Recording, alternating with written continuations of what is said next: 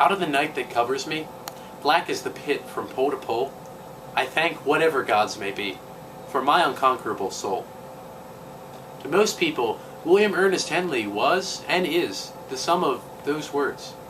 That's his poem Invictus, by the way, and although he's known for it, he doesn't get a lot of recognition. No Pulitzer Prize, no Nobel Prize for William Ernest Henley. And sure, it was the favorite poem of FDR and fitness guru Jack Lalanne. But Henley is hardly a literary celebrity. The most you'll ever hear about him is that he lost his leg, that he once laid in a hospital feeling stoical, and that he wrote this poem.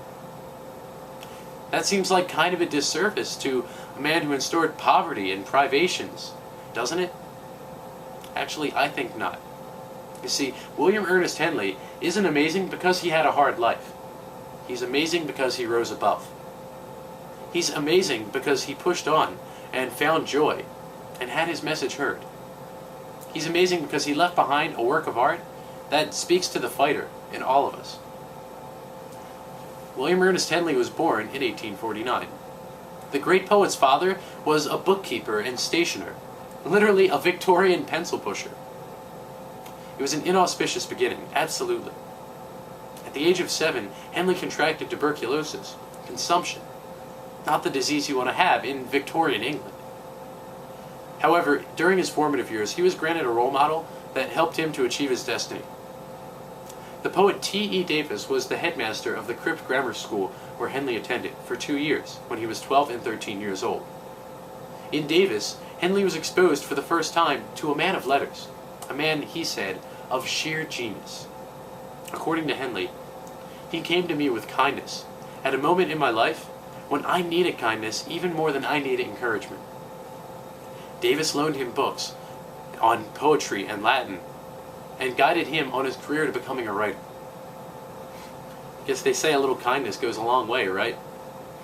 It would certainly need to. At the age of 19 in 1868, Henley had his right leg amputated below the knee due to complications of his tuberculosis. To compound matters, his father died, leaving the family bereft and penniless. For the next couple years, Henley moved from hospital to hospital in England, writing in literary magazines just to survive. He lived on a diet of words, poetry, his only escape from the pain. It would have been easy and even understandable for him to give up at this point in his life. But he had a philosophy, expressed in his poem, Crosses and Troubles. Now I look before as I look behind. Come rain, come shine, whatever befall. With a constant heart and a grateful mind, for the end, I know, is the best of all. One day in 1875, Henley penned the words that would make him immortal. In the fell clutch of circumstance, I have not winced nor cried aloud.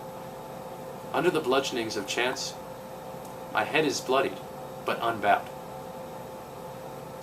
On July 8, 2005, the words bloody but unbowed graced the cover of London's Morning Mirror newspaper. The previous day, 4 suicide bombers had gone onto London's metropolitan subway and killed 52 people. It was a harrowing time, and some editor decided to use the words of William Ernest Henley to soothe his people's spirits at the time when they needed it most. But why? Because they're beautiful words. They're words that call for us to push on, to do better, to rise above, to never, never give up.